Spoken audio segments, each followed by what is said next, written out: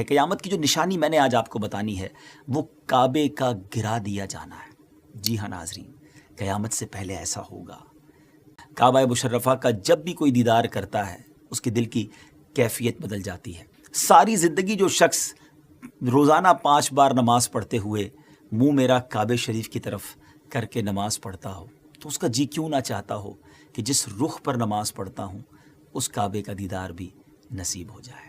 بہرحال اب ذرا غور کیجئے، ساری دنیا کے مسلمان جس جگہ سے بہت محبت کرتے ہوں، اگر کوئی شخص کعبہ شریف کو گرا دے، کعبہ شریف کو ڈھا دے تو کیا کیفیت ہوگی، کیسا لگے گا، کتنا شوق لگے گا، کیسا قیامت کا منظر ہوگا۔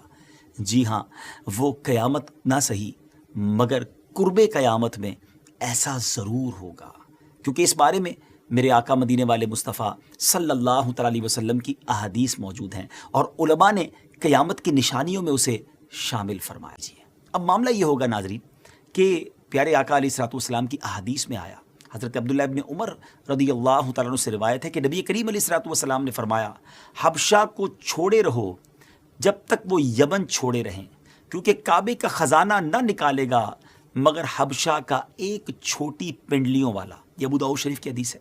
اس حدیث پاک کی کمنٹری میں، اس حدیث پاک کی شرح میں لکھا گیا ہے کہ آخری زمانے میں حبشہ کے بارے میں ایک روایت یہ کہ ایتھوپیا جو ہے وہ جو افریقن جو ایریا ہے اس کو حبشہ کہا جاتا ہے۔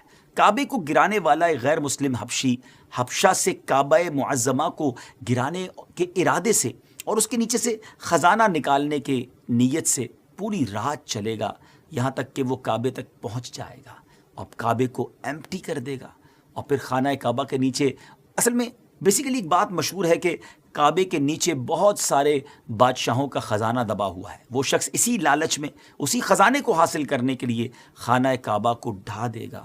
یہ واقعہ کب ہوگا؟ یہ قیامت کی دردناک نشانی کب پوری ہوگی؟ اس کا جواب یہ ہے کہ یہ ہولناک واقعہ حضرت عیسیٰ علیہ الصلوۃ والسلام کے دنیا سے پردہ فرمانے کے بعد ہوگا، جب قرآن مجید کے ورق سادہ رہ جائیں گے۔ جی ہاں، یہ بھی ایک نشانی ہے کہ قرآن پاک کے جو اوراق ہوں گے، جو پیجز ہوں گے، وہ بلینک ہو جائیں گے، گویا قرآن بھی دنیا سے اٹھا لیا جائے گا۔ اس کے بارے میں بھی آگے جا کے بات کریں گے، اور دنیا میں کوئی بھی اللہ کہنے والا نہ ہوگا۔ ایسا بھی وقت اس دنیا نے دیکھنا ہے، اور یہ قیامت کے بالکل قریب ہوگا۔ ایک روایت میں یہ بھی ہے کہ پیارے آقا علیہ الصلوۃ والسلام نے فرمایا، مجھے قسم ہے اس ذات کی جس کے قبضہ قدرت میں میری جان ہے، میں کعبے کے گرانے والے کو قرآن سے دیکھ رہا ہوں، وہ بڑا متکبر، ٹانگوں کو پھیلا کر چلنے والا، گنجا اور لنجا ہے، وہ اپنے ہتھوڑوں سے کھڑے ہو کر کعبے کو گرا رہا ہے۔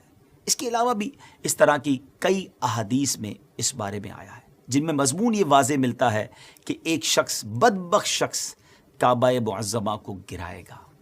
ڈیئر ویورز، بس اللہ پاک سے دعا ہے رب کریم ہمیں ایمان پر خاتمہ نصیب فرمائے۔ کعبہ مشرفہ سے سچی محبت ہے، اللہ کرے کہ بار بار کعبے کا طواف نصیب ہو، اور کعبے کے غلاف کو پکڑ کر رب کریم کی بارگاہ میں دعائیں کرنا رب کریم نصیب فرمائے۔